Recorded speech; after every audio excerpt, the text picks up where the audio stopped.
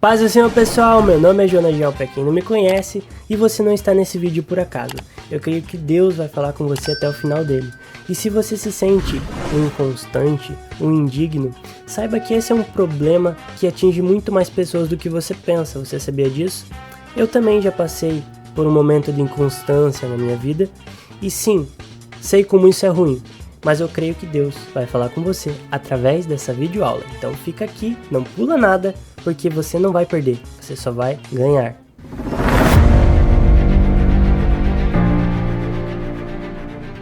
Pessoal, nós sabemos que o principal causador da inconstância, principalmente na vida do jovem, é a tentação. Então, vamos ler um texto que se encontra em Tiago, no capítulo 1, no versículo 14, que vai dizer assim: mas cada um é tentado quando atraído e engodado pela sua própria concupiscência. Então veja bem, pessoal, a tentação, ela não vem de Deus. Primeiro, precisamos estabelecer isso, tá? A tentação, ela não vem de Deus, porque Deus é perfeito e não tenta ninguém. No versículo 13, um versículo antes, vai dizer assim: ninguém sendo tentado, diga, de Deus sou tentado, porque Deus não pode ser tentado pelo mal, e a ninguém tenta, como eu acabei de dizer. Então, se a tentação não vem de Deus, de onde que ela vem? Próximo versículo vai nos dizer assim: quando atraído e engodado pela sua própria concupiscência. O que é concupiscência? Concupiscência pode ser entendido como uma atração sexual ou o amor ao dinheiro, ou seja, a ganância ou a imoralidade. Visto isso, nós entendemos que a tentação, ela vem do homem. Mas não vem só do homem. A tentação também vem do diabo. Satanás também pode tentar o homem. Vamos voltar a Gênesis? A serpente chegou a Eva, ofereceu a fruta, Eva aceitou, pecou contra Deus. Ali foi diretamente uma tentação de Satanás. O próprio Jesus foi tentado por Satanás no deserto. Então fica muito claro que a tentação ela vem do homem e de Satanás, nunca de Deus. Aí você me pergunta: João, eu tô na igreja, mas eu ainda vivo em inconstância. Eu leio a Bíblia, conheço Jesus, conheço Deus, conheço o Espírito Santo, conheço a Trindade, conheço cada livro, já li histórias, mas continuo no pecado, na inconstância, aquilo que você não consegue largar. Isso é muito simples de resolver. Por incrível que pareça, você sabia disso? O problema é ter o conhecimento da Bíblia, mas não conhecer o Deus da Bíblia. Vou repetir. O problema é ter o conhecimento da Bíblia, mas não conhecer o Deus da Bíblia. Não entendi, João. Não adianta você ter o conhecimento que for da palavra, saber de Gênesis a Apocalipse, se você não conhece quem a inspirou. Então aqui eu vou destacar algumas coisas que você pode fazer para aprimorar o seu relacionamento com Jesus e finalmente sair dessa inconstância. Afinal, o conhecimento é o conhecimento, mas a experiência é a experiência. Ambos se complementam. Por isso vamos falar de conhecimento? No Salmos, capítulo 119, versículo 9, eu já preguei nesse versículo, e ele vai dizer assim: com que purificará o jovem o seu caminho? Observando conforme a palavra de Deus. Olha que interessante, esse versículo, ele não vai falar assim, lendo a palavra de Deus, praticando a leitura da palavra de Deus. Não, ele vai dizer, observando a palavra de Deus. Não entendi, João. Ler e olhar é superficial. Agora, você observar é se atentar aos detalhes. O que eu quero dizer com isso? Quando você lê um versículo, você não vai simplesmente ler, acabou. Você vai tentar entender o que cada palavra daquele versículo significa. Você vai buscar no original, fazer comparações com Bíblias, ou seja, você vai se aprofundar de uma maneira detalhista dentro daquele versículo. E saiba de uma coisa, um versículo, ele pode ter muito mais do que você imagina. Muitas vezes, de um versículo que você já conhece, muito famoso, você já ouviu tantas vezes falar, mas você sempre ouve algo diferente, porque a palavra de Deus tem o poder de se renovar dia após dia. Então, entendendo que a palavra de Deus deve ser examinada cuidadosamente e com detalhes, nós chegamos a um nível de compreensão da palavra de tal modo que ficamos engajados a conhecer mais de Deus. Não estou entendendo essa linguagem, João. Vou ser mais um pouco direto com você. Quando você lê a Bíblia com profundidade, você sente mais vontade de buscar a Deus, porque aí sim você está absorvendo aquilo que Deus disse. Quer uma prova disso? Jesus, quando pregava, tinha multidões, do lado esquerdo, do lado direito. Só que quantos dali o seguiam verdadeiramente? Poucos, né? Porque esses poucos observavam aquilo que Jesus falava e conseguiam compreender através do Espírito Santo. Então a palavra de Deus requer um aprofundamento especial, além do ler, além do ver, mas sim observar. Então, falamos de conhecimento, agora precisamos falar de experiência com Deus. Uma parte muito importante e que vai complementar o conhecimento é a experiência de Deus. Lembra que eu falei que você tem o conhecimento da Bíblia, mas não conhece o Deus da Bíblia? Esse é o problema, você só pode conhecer a Deus quando você experimenta Ele. Certa vez eu estava conversando com um amigo meu, ele é ateu, diz que não acredita em Deus. Aí eu coloquei ele na seguinte situação. Eu falei para ele, imagina que você acabou de testemunhar um assassinato. Só que o assassino, ele escondeu todos os detalhes, todos os resquícios e fugiu. Aí a polícia chegou. Como é que ele vai provar para a polícia aquilo que ele viu?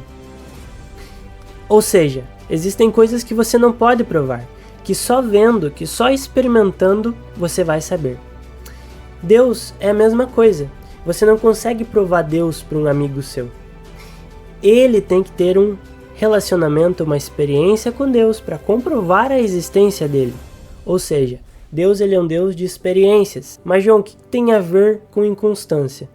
Tem muito a ver. Quando você passa a ter uma experiência com Deus, a falar com Ele, abrir o seu coração, Ele vai te transformando de dentro para fora. Pode ser um processo lento, pode ser que você caia algumas vezes, mas é inegável a mudança que Deus faz na vida daquele que deixa Ele entrar no coração, fazer morada e transformá-lo. Uma experiência muito legal que eu estou tendo é a seguinte. Eu tenho pedido para Deus um coração puro. Eu tenho pedido para Deus dons espirituais. Vou dar alguns exemplos da minha vida. Eu sou uma pessoa que por muitas vezes era estressado. Às vezes por causa do serviço, por causa da rotina, por não dormir direito. E aí eu acabava tratando mal, muitas vezes, até minha própria mãe, dando algumas respostas rudes, ásperas. Outras vezes eu ficava com raiva de algum amigo meu por ele ter feito um mal para mim. Mesmo que não proposital, essa raiva ardia no meu coração. Eu não tinha paz porque vivia na inconstância. Olha só, o leque de coisas ruins. Aí eu observei o que o salmista disse. Deus, me dá um coração puro, e então eu serei mais alvo do que a neve. O que ele quis dizer com isso? Deus, eu reconheço os meus erros e as minhas fraquezas. Eu quero melhorar, Espírito Santo. Coloca em mim um coração novo, um coração puro, e que eu possa gerar frutos. A partir do momento que você é sincero e abre o seu coração para o Espírito Santo começar a moldá-lo, você começa a gerar frutos, como uma boa árvore, como Jesus vai mencionar. Que frutos são esses, João? Gálatas 5:22. Vou deixar no mistério para que você leia. Aí entra um ponto fundamental. Os calvinistas vão dizer assim, que nós somos predestinados à salvação. Ou seja, Deus salva quem Ele quiser e joga no inferno quem Ele quiser. Isso é mentira, João? Não, isso é verdade. Mas Deus é abundante em misericórdia. Ele é a própria misericórdia, Ele é o próprio amor. Então é claro que Deus não vai escolher alguém aqui para jogar o restante no inferno. Não. O escolher de Deus é o seguinte: João, eu quero transformar o seu coração. Eu quero fazer de você uma pessoa nova. Eu quero tirar você do caminho da inconstância. Abra o seu coração para mim e aí você vai dizer sim ou não. Mas a decisão será sempre sua. Então veja bem, Deus, Ele oferece o seu amor, mas quem tem que aceitar é você. O livre-arbítrio é um dom que Deus deu a cada um de nós. Todo dia, 8 bilhões de pessoas acordam e têm que tomar as suas decisões.